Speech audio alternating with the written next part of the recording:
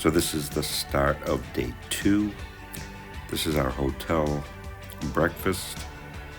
It's quite a few steps above a continental breakfast. You could actually get omelets made to order. They had all these meats and cheeses.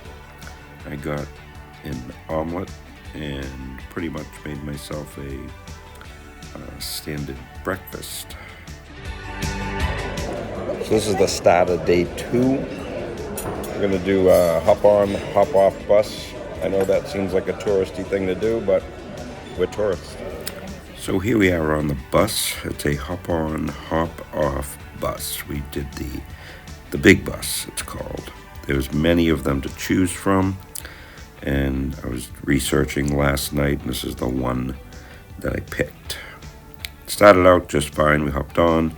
They give you earphones, and they do some pre-recorded commentary along the way. That was pretty informative, but not the greatest.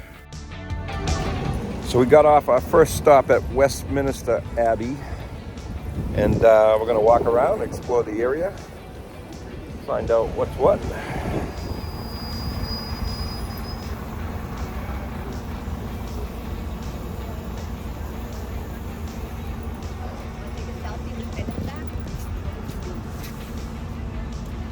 That's the London Eye, and this, of course, is Big Ben.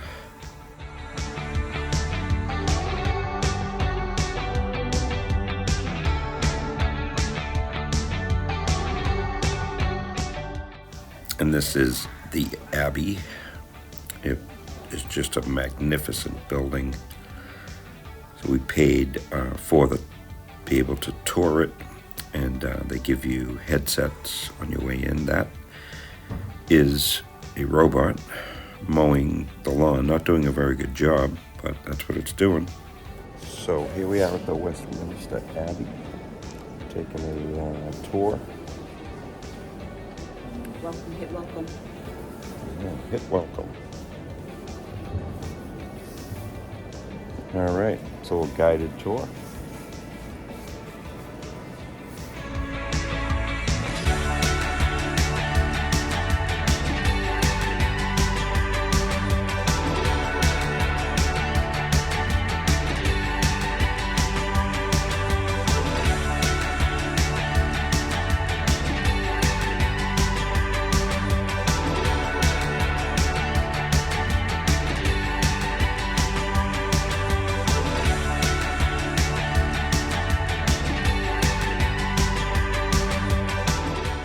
This is the resting place of the unknown warrior.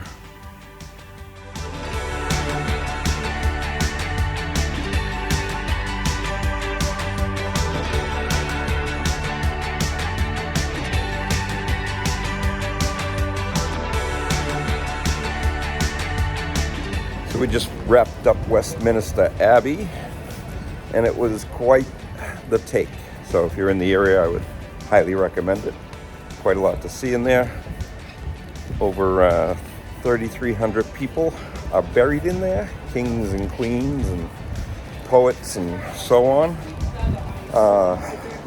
And just, again, a building that is unbelievable. All the work and all the statues and everything that's in there is incredible. So day 2, and we got a little rain. Looked like the sun was going to come out, but it chose not to.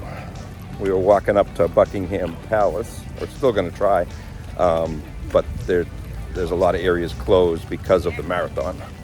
So we're going to go around a different way and see where we can, how close we can get. So it's boring. Yeah, okay.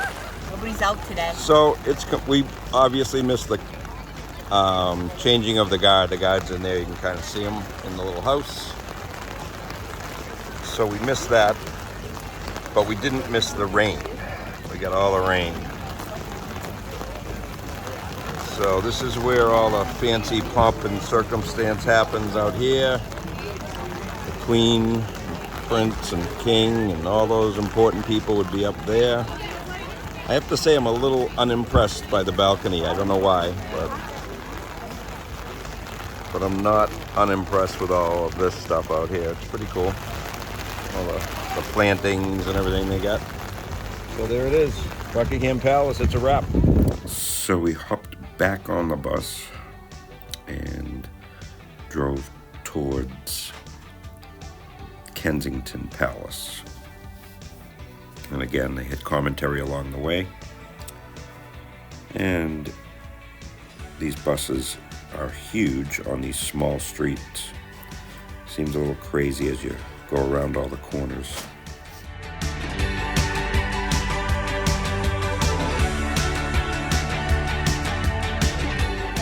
This is exactly what I wanted for lunch.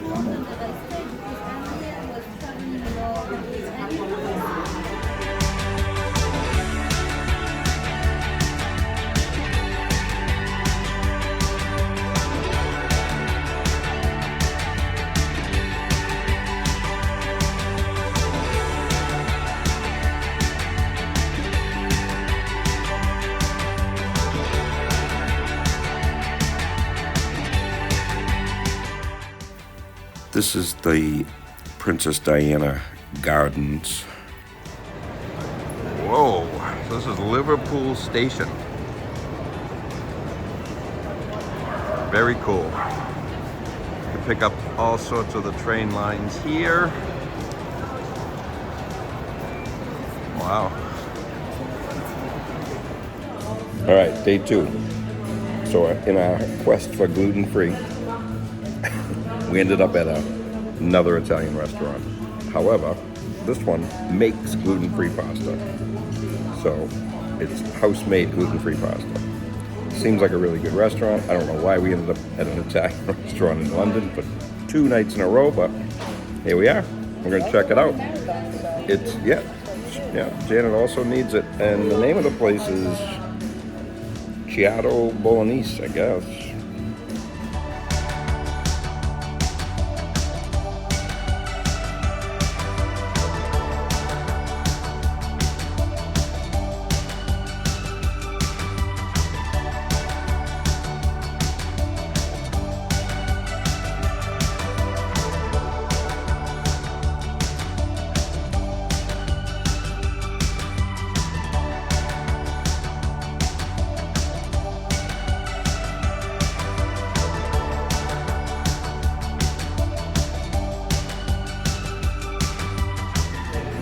So this Italian restaurant was so much better than yesterday's. It was so good. I even tried the gluten-free. They make it in-house, and you couldn't tell that it was gluten-free. And then we were able to have tiramisu, and it was perfect. And I topped it off with a espresso martini. Everything was perfect here. I would highly recommend you come here. Although, if you come here, expect to just have pasta. That's pretty much all they have. They had a couple dishes. I got a pork chop, but really, get pasta. Very, very good. All right, so it's 8 o'clock at night. It's still actually light out.